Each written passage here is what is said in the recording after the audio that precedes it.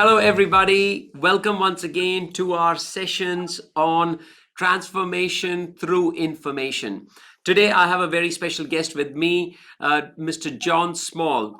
John and I met a few years ago, and we decided to embark on a journey of transformation for John because he was experiencing significant health issues, and he wanted to take matters in his hands in a way that could allow him to live a fulfilled life.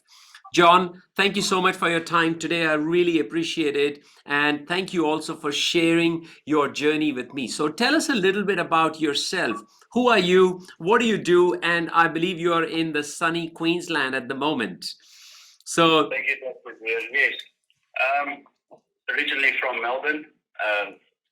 I suffered from being overweight for many years. I had type 2 diabetes, quite far advanced, high blood pressure, high cholesterol, high everythings, and a high weight. It was extremely uncomfortable. It was physically, it was challenging for me being a physical type of person, whereas I like to do things. I'm hands-on, I'm active. And this was affecting my life, my health, my everything else.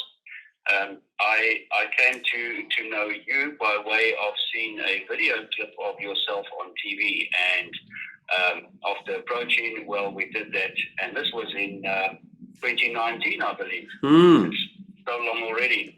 yeah. So at the moment, yes, I've relocated to Sunshine Coast. Been up here since April. The procedure was an extreme success, and I thank you once again. I lost 35 kilograms. I have picked up another 2, so at the moment my current weight is 83.15 as of this morning. John, I might want to interrupt you there briefly. I want to know what were your specific health problems prior to 2019? What specific issues were you facing, like diabetes? What was that, John? What were the issues that older version of you was experiencing? Well, to start off with, I never used to have breakfast. I used to have a handful of pills. That was breakfast, okay? Because after all the pills, there was no space for everything else. I was at the stage where I was on oral medication for type 2. I was injecting insulin in the morning and in the evening. So it was getting. I was under the care of an endocrinologist in Frankton, and this is what was going on. This was a daily occurrence for me. It was not acceptable. It was not a what shall I call it? A way to live. Yes, a comfortable lifestyle. It really wasn't. It was always having this. It was like having the sword of Damocles over your head all the time. Yeah. Were you restricted in your physical activities as well, like at that stage, in terms of what you could do and could not do? Yes, very much so. It was. I would get tired very quickly. It was anything really physical became actually very demanding. For a person that was not overweight, it would have been no problem. But for me, it was a big problem. I used to battle to tie my shoelaces in the morning. That type of thing. Yeah. So, there was a lot of discomfort in there, the physical discomfort, other than the medical discomfort of the injections and everything else. And can I ask, John, how much insulin units were you injecting yourself? Roughly? Dr. Dhir, but in the syringe, it was probably about that much. Okay, no, that's all right. And how much was your weight, if I can ask you? Just before I came to you, I topped 120. 120. Okay. And I'm only 5'8", so my body BMI must have been about 300. No. When I first came to see you, I was 115. Right. Okay. So tell me, what prompted you to go for surgery? Like normally people would think, let me go for a diet or exercise plan or take some medications. What prompted you to start thinking about surgery? I know you saw a video clip of ours, but what was actually the driver? So diets, I know them all. I could probably recite all the diets in the world for you. For Yes. me, that didn't work. They work for some people, I think, and it depends on the person's type of mindset. Mm. And that to me is also not a way of life. Having to Mm. look at now, this time of the day, this is what I have to do. That's what I have to do. I have to measure so much. That doesn't work for me. Mm. So after trying all the diets and being totally unsuccessful in all of them, Mm. after a week, probably 7 days was the most. After that, it was back to normal again.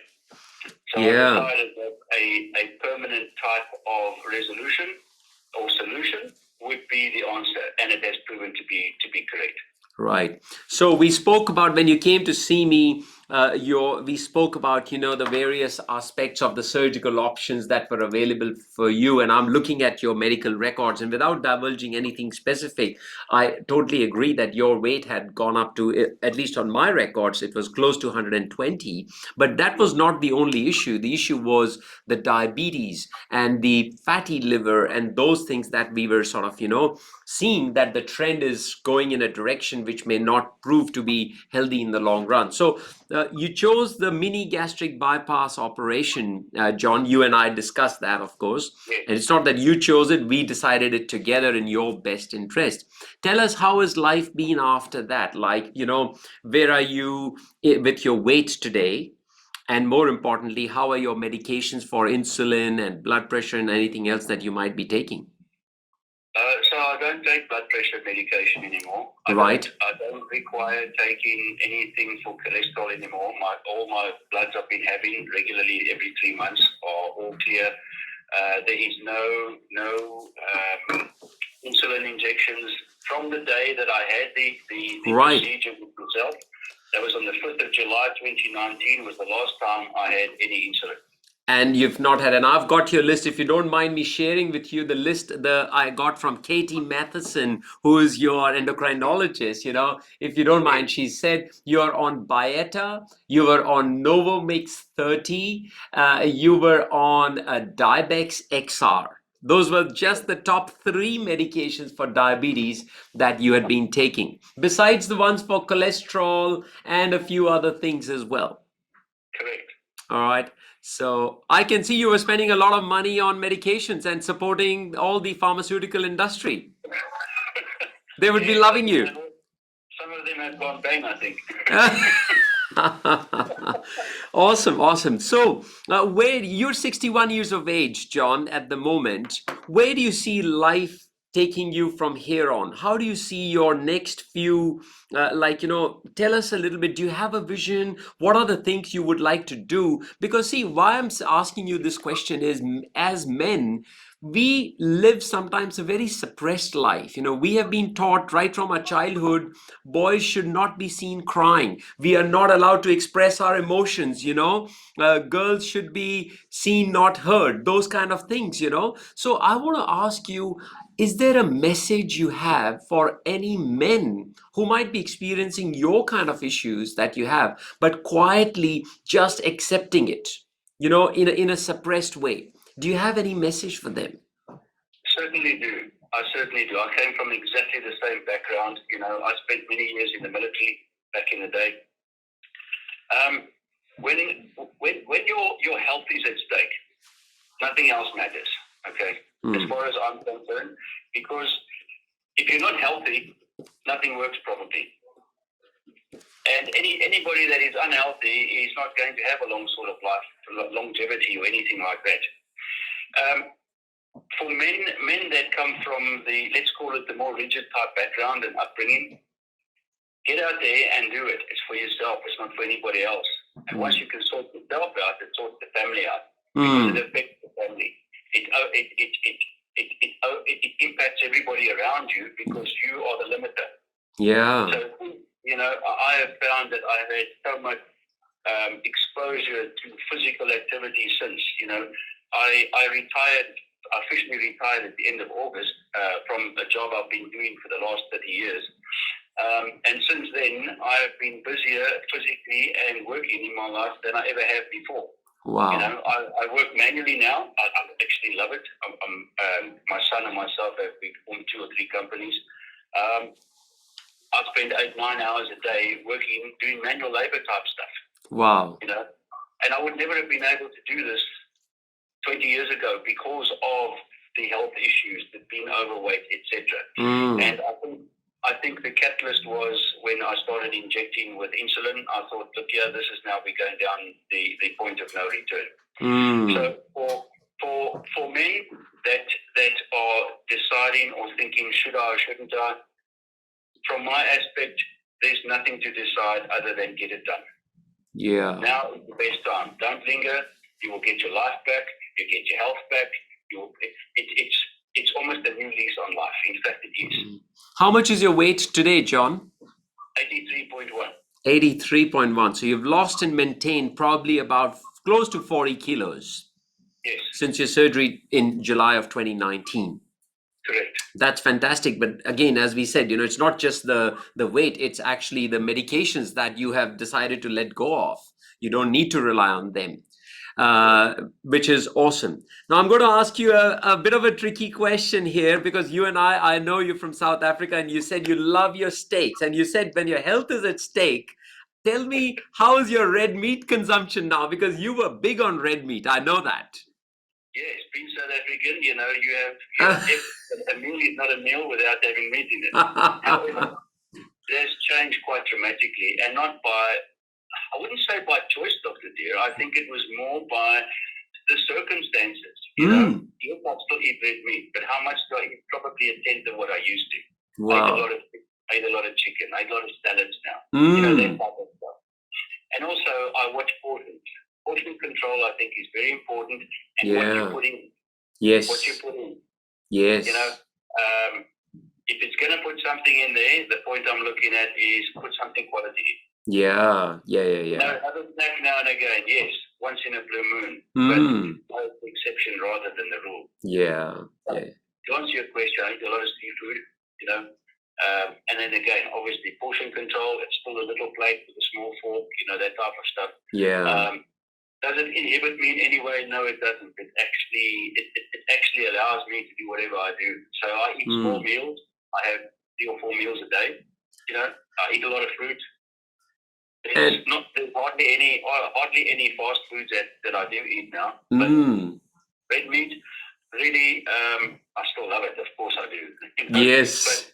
But the portions are much much less and less frequent as well. That's right. So I think at the end of the, because there's a common myth that goes around that eating steak is really good for your iron levels. All right, but we don't know the amount of chemicals and hormones and things like that we are putting into our system by binging on those kind of things. So it's about informing yourself, and that's precisely what the I should say the message behind these series is, from information to transformation. So it's all about informing yourself.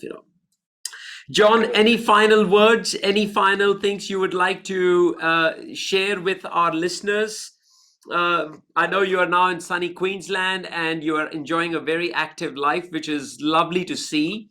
And this is really the end goal of any, it's not so much surgery, it's really the end goal of the impact it has on your quality of life. So any final message? For anybody that is undecided or thinking, it's just another fad, or it's this or it's that, it isn't. It is not. Do not delay. Do it now. If your BMI is at an unacceptable level and you're taking multiple types or multiple different medications that are basically keeping you alive, get this done. Get it done. You will never, ever look back. I should have had this done years ago.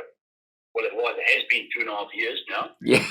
But in hindsight, if I'd have done it 10 years ago, decades ago, I've had a new lease on life. Thank you very much.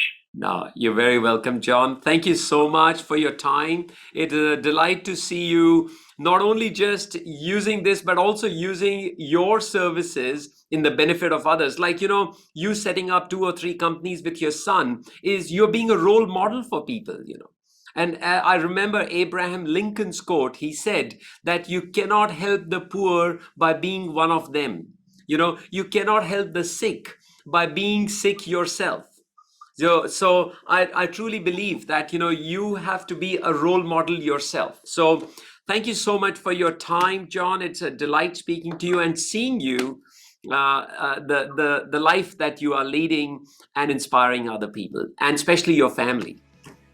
Thank you so much, and all thanks to you. Thank you very much, Dr. Dhir.